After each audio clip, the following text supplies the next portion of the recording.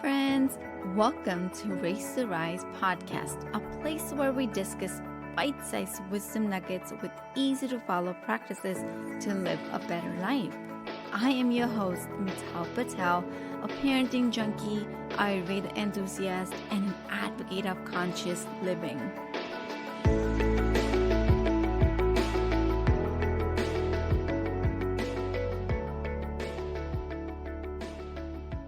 I was reading one of the articles recently about parenting and how some of the behaviors lead to mental struggle and affect mental health and mental well-being of our children as well as parents.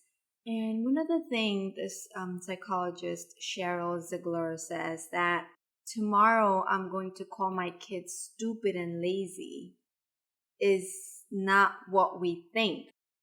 And I totally agreed to that point, and something triggered that it's just sometimes we parents are overtired, overwhelmed, and we don't say things, or we're not saying things to cause or to be an abusive, right? It just good parents do have bad moments.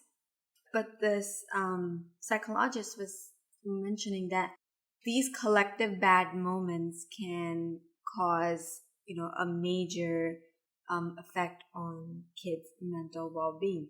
And I agreed to that point. And so I wanted to share actually only 3 behaviors that we parent can watch out for, which we don't do it consciously, and I am not blaming, shaming, or anything to any parent, but this is just for an education purposes and to reflect on our own behavior patterns and to reflect on our own triggers, because most of the time things happen because somewhere we parents are triggered. So today I want to share something.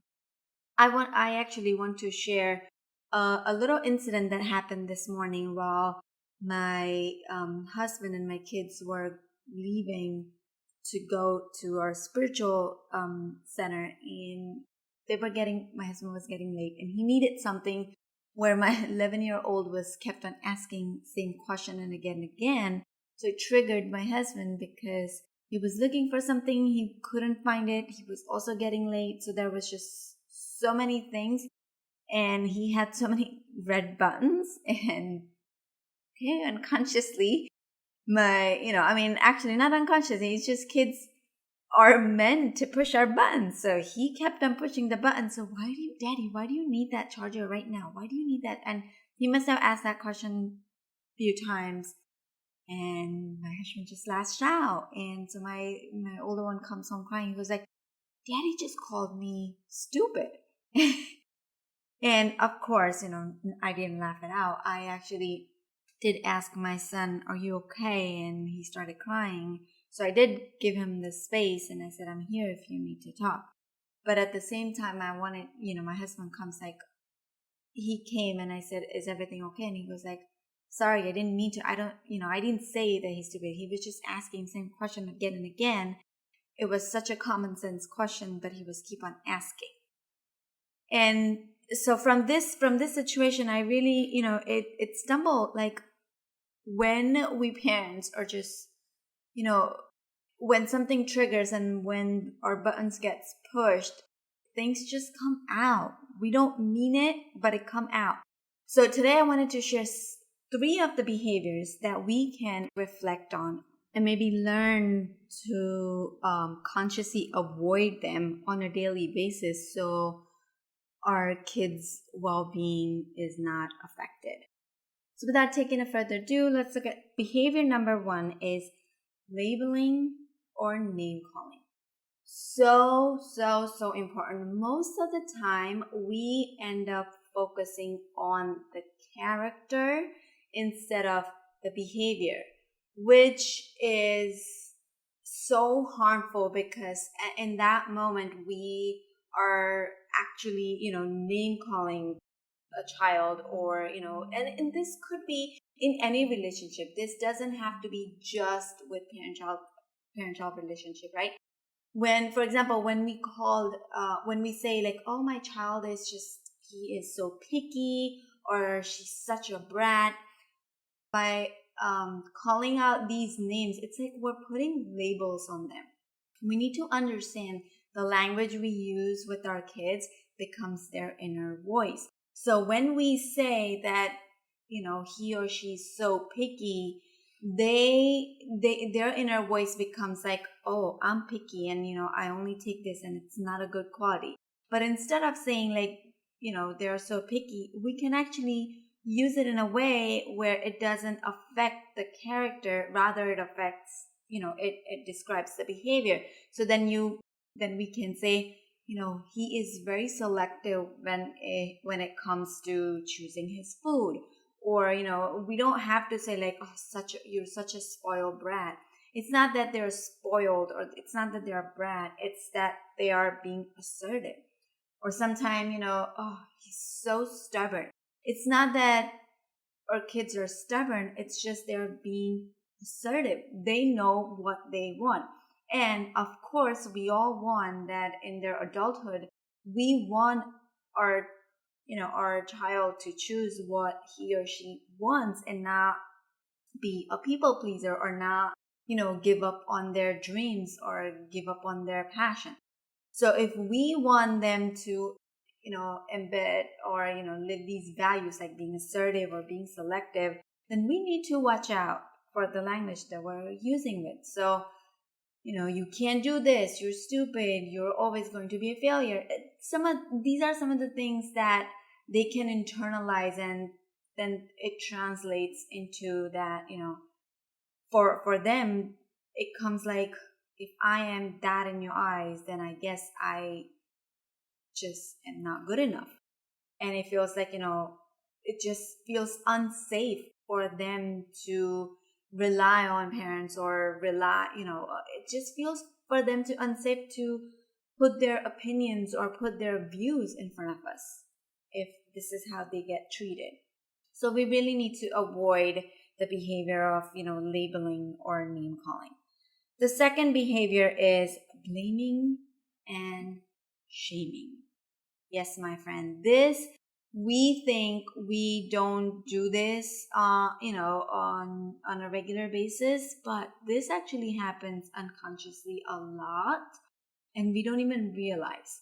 So, for example, when your child is crying for something, and we end up saying, oh, you're such a crybaby.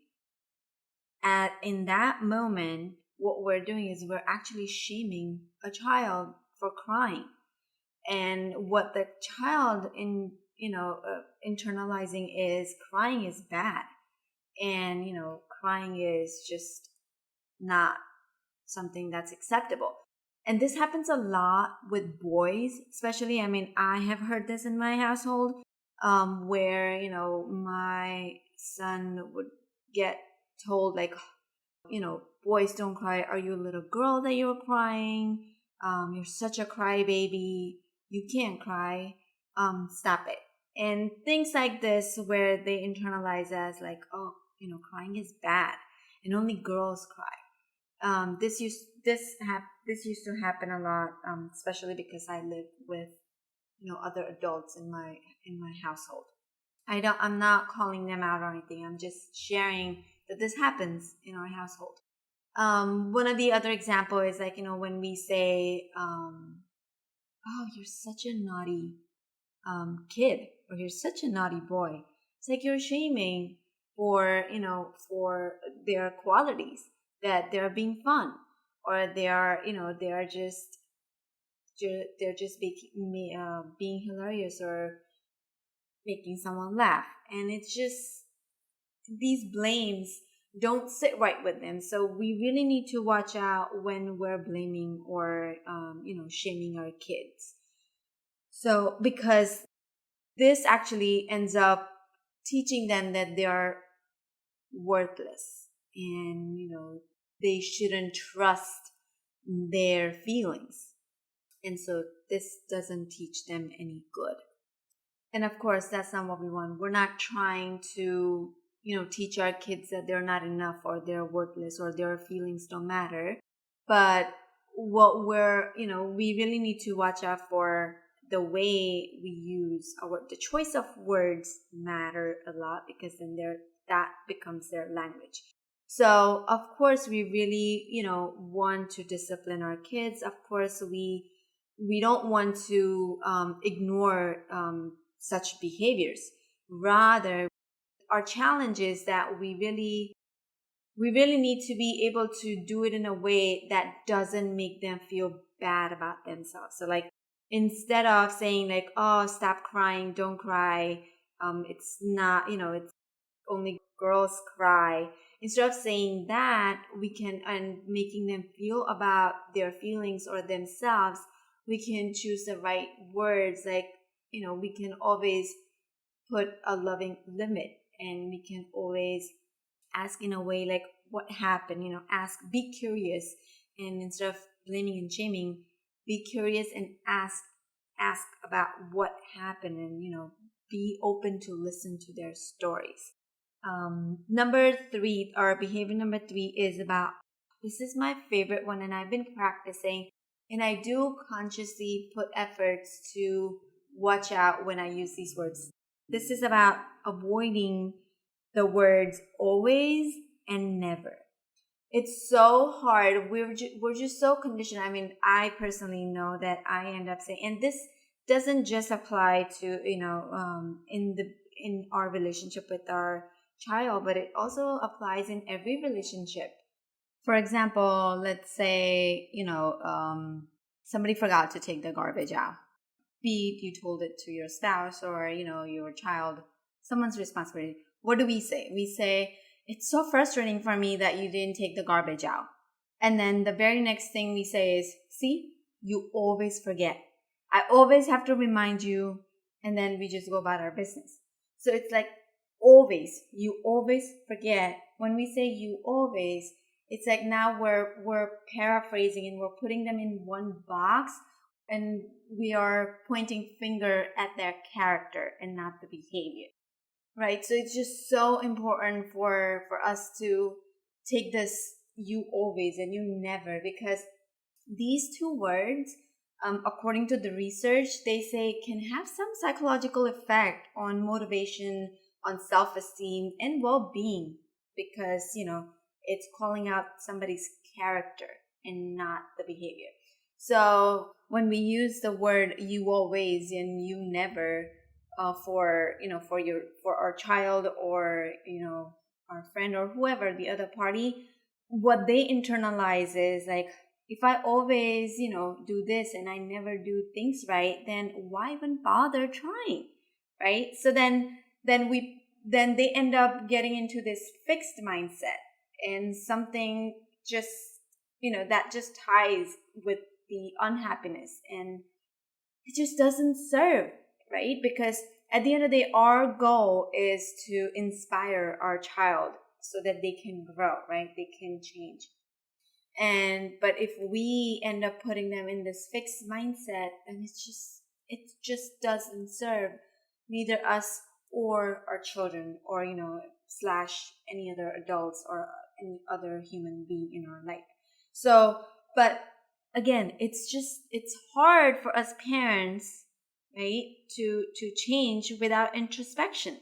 So we really need to sit and ask. So these were the three behaviors that I really wanted to share, that are so important for us to avoid, because they affect our child's mental well-being. So what can we do? And we all know, it's just, we all can have hard moments, but it's about the introspection, it's about the reflection. So how can we avoid? By asking, why do I see things in black and white, right? And so during stressful moments, why do I always assume the worst? And it's just so important for us to self-regulate during the hard time. That's why I actually have, I might have not shared, but I have this method that I share with my clients. It's called SOLVE. And I use this SOLVE method. It's a framework that I have been using for a long time in my house. With, I use this for every relationship in my life, whether it's at work, it's with my children, it's with my husband, with anyone, and it works. So it's called SOLVE, where S stands for self-regulation, O stands for observe, L stands for listen and limit, V stands for validate, and E stands for empower. This is like my cycle where even in the hard moment I use it, because I have made I've printed and I have kept on every wall of my household so that it reminds me that first thing is to self-regulate. My kids are watching me, so I really need to model the behavior for them, right? Otherwise, what do they get? They learn that if my mom does it, then I'm okay to do the same. And I don't want them to behave unconsciously. So consciously, I choose to self-regulate. I do succeed, but there are moments when it's just so hard. And in those moments, I choose to repair. If I have said something that I shouldn't have, I always repair afterwards, because repair is must. So how do I use this framework? So self-regulate, you can, there are so many ways to self-regulate. Breathe, just leave the room, tell them that you need to you really need to calm down. It's not their fault, because you also don't want to, again, blame. You don't want to make it like it's their problem. No. Most of the time, like, this is my mantra. Parenting is about not the kids. Parenting is about the parent. It's about us, because most of the time the things are triggering us that are coming from our childhood, some of the wounds that never healed. So it's about introspection. So self-regulation, and then observing what happened. So for example, in the previous example, how I shared about the trash can, somebody didn't take the trash out. So instead of saying you always do this and you always forget and you never take this out, instead of saying all that, okay, the trash is not out, what happened here, right? So you observe, and then you limit. So the limit here was like, what happened here? Why this is not done? And then you listen what the other party has to say, and then you validate and you acknowledge their feelings, you acknowledge their experiences, and then you empower them to do what's next. Because it's not about what happened. It's not about dwelling the past, it's not about dwelling on the incident that the trash is not taken out, but it's about what's next, right? What can be done? When can we take out? So then you empower them to do the job, right? So this is the framework that I use in my every relationship, and it works. But again, it takes practice, because success is not overnight. Like in any other area of our life, success doesn't come overnight. This requires lots and lots of practice. So again, the framework is SOLVE: self-regulate, observe, listen and limit, validate, and empower. That's it for this week's episode of Race to Rise. Be sure to sign up to our email list at risewithmittal.com and join us again next time for more wisdom about life, kids, and everything in between. I am Mittal Patel, wishing you happy raising and rising.